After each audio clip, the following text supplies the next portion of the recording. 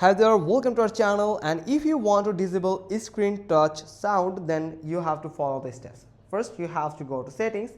Now you just need to find sounds and vibration, tap on it, and then you just need to scroll down and you will find the system sound here, and tap on it, and here in the sound section you will find touch interactions, dialing keypad, Samsung keyboard, charging, and screen lock and unlock. This will allow you to these systems allows to make sounds. You are allowing this system to use your sounds, device sounds. And the first one is touch interaction. Whenever you interact with your touch screen, then it will make a little sound, and if you want to disable it, then you just need to tap on this toggle button once to disable this touch interaction or screen touch sound on your S25 Ultra.